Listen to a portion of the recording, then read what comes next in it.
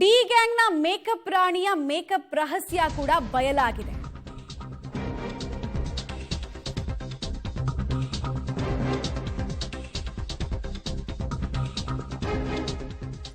Pavithra Gowda makeup ಕಳ್ಳಾಟವನ್ನ ಪೊಲೀಸರು ಕೊನೆಗೂ ಬಯಲು ಮಾಡಿದ್ದಾರೆ. ಹೊಟ್ಟೆಗೆ ಹಿಟ್ಟು ಬೀಳುವ ಮುಂಚೆನೆ ಮುಖಕ್ಕೆ ಮೇಕಪ್ ಮಾತ್ರ ಇರ್ತಾ ಇತ್ತು ಈಕೆದ್ದು.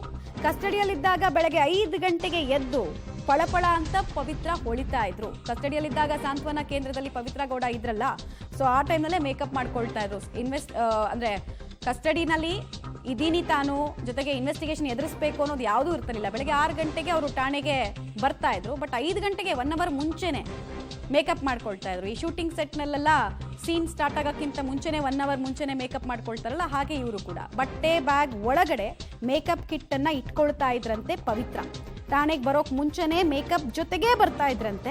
ವಿಚಾರಣೆಗೆ ಬರೋಕ್ ಮುಂಚೆನೆ ಸ್ನಾನ, ಮೇಕಪ್, ಸೆಂಟಿನೊಂದಿಗೆ ಟಿಪ್ ಟಾಪ್ ಆಗಿ ರೆಡಿ ಆಗ್ಬಿಡ್ತಾ ಇದ್ರು. ಬೇಸಿಕ್ಲಿ ಅವರು ಸ್ಟೇಷನ್ಗೆ ಬಂದು ನಾನು ವಿಚಾರಣೆಯನ್ನ ಎದುರಿಸ್ತಾ ಇದ್ದೀನಿ ಅನ್ನೋ ರೀತಿ ಇರಲಿಲ್ಲ.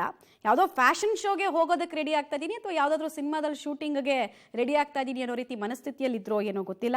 ಒಟ್ಟಿನಲ್ಲಿ ಒಬ್ಬರನ್ನು ಕೊಂದು 16 ಜನರ ಲೈಫನ್ನು ಹಾಳು ಮಾಡಿದಂತಹ ಈಕೆ ಕಸ್ಟಡಿಯ ಅವಧಿಯಲ್ಲಿ ಕೂಡ ಮೇಕಪ್ ಹಾಕೊಂಡು ಸುದ್ದಿಯಲ್ಲಿದ್ರು. ಪಾಪ ಈ ಮೇಕಪ್ ಹಾಕೊಂಡಂತಹ ವಿಜುವಲ್ಸ್ ಯಾವಾಗ ವೈರಲ್ ಆಯಿತು, ಒಬ್ಬ ನೇತ್ರಾವತಿ ಅನ್ನುವಂತಹ ಅಧಿಕಾರಿಗೂ ಕೂಡ ಅಲ್ಲಿ ನೋಟಿಸನ್ನು ಕೊಡಲಾಗಿತ್ತು. ಡೀಟೇಲ್ಸ್ ಕೊಡ್ತಾರೆ ನಾಗೇಶ್.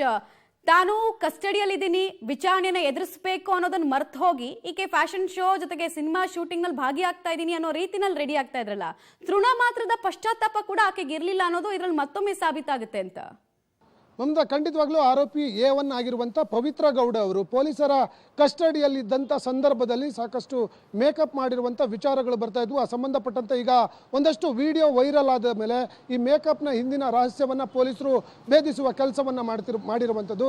ಬಹಳ ಪ್ರಮುಖವಾಗಿ ಆರೋಪಿ A1 ಆಗಿರುವಂಥ ಪವಿತ್ರ ಗೌಡ ಅವರನ್ನು ಅನ್ನಪೂರ್ಣೇಶ್ವರಿ ನಗರ ಪೊಲೀಸ್ ಠಾಣೆಯಲ್ಲಿ ತನಿಖೆ ಮಾಡಿ ತದನಂತರ 7 ಗಂಟೆ ನಂತರ ಅವರಿಗೆ ಸಾಂತ್ವನ ಕೇಂದ್ರಕ್ಕೆ ಕರೆದುಕೊಂಡು ಹೋಗಿ ಬಿಡಲಾಗಿತ್ತು. ಅನಂತರ ಅಲ್ಲಿಂದ ಮತ್ತೆ ಬೆಳಿಗ್ಗೆ 6 ಗಂಟೆ ಸುಮಾರಿಗೆ ಪೊಲೀಸ್ ಠಾಣೆಗೆ ಕರೆದುಕೊಂಡು ಬಂದು ಅಲ್ಲಿಟ್ಟು ಅವರನ್ನು ವಿಚಾರಣೆ ಮಾಡಲಾಗ್ತಾ ಇತ್ತು. ಯಾವುದೇ ಮಹಿಳಾ ಆರೋಪಿಯನ್ನು ಪೊಲೀಸ್ ಠಾಣೆಗೆ ಇಟ್ಕೊಳ್ಳಿಕ್ಕೆ ಅವಕಾಶ ಇಲ್ಲ. ಹಾಗಾಗಿ ಮಹಿಳಾ ಆರೋಪಿ ಆಗಿರುವಂಥ ಪವಿತ್ರ ಗೌಡರವನ್ನ ಸಾಂತ್ವನ ಕೇಂದ್ರಕ್ಕೆ ಕರೆದುಕೊಂಡು ಹೋಗ್ತಾ ಇದ್ರು. ಅಲ್ಲಿಂದ ಬರುವಂಥ ಸಂದರ್ಭದಲ್ಲಿ ತಾನು ಒಬ್ಬ ಆರೋಪಿ ಕೊಲೆ ಮಾಡಿ ಈ ಒಂದು ತನಿಖೆಯನ್ನು ಎದುರಿಸ್ತಾ ಇದ್ದೀನಿ ಅನ್ನುವಂಥ ಒಂದು ಗಿಲ್ಟಿ ಫೀಲ್ ಇಲ್ಲದೆ ಪವಿತ್ರ ಗೌಡ ತನ್ನ ಮೇಕಪ್ ಕಿಟ್ಗಳನ್ನು ತನ್ನ ಬಳಿ ಇಟ್ಕೊಂಡು ಸಾಕಷ್ಟು ಮೇಕಪ್ ಮಾಡಿಕೊಂಡು ಫುಲ್ ರೆಡಿಯಾಗಿ ಠಾಣೆಗೆ ತನಿಖೆಗೆ ಹಾಜರಾಗ್ತಾ ಇದ್ರು ಅನ್ನುವಂಥ ಮಾಹಿತಿ ಕೂಡ ಗೊತ್ತಾಗ್ತಿರುವಂಥದ್ದು. ಅದು ಕೂಡ ಬಹಳ ಪ್ರಮುಖವಾಗಿ ಅವರ ಈ ಒಂದು ಪ್ರಕರಣದಲ್ಲಿ ಬಂಧನವಾಗಿ 2ನೇ ಬಾರಿ ಕಸ್ಟಡಿಗೆ ಕರೆದುಕೊಂಡು ಹೋದಾಗ RR ನಗರದಲ್ಲಿರುವಂಥ ಅವರ ಮನೆ ಮಹಾಜರು ಮಾಡುವಂಥ ಸಂದರ್ಭದಲ್ಲಿ ಮನೆ ಒಳಗೆ ಸುಮಾರು 1 ಗಂಟೆಗಳ ಕಾಲ ಮನೆ ಮಹಾಜರು ಮಾಡಿದ್ರು.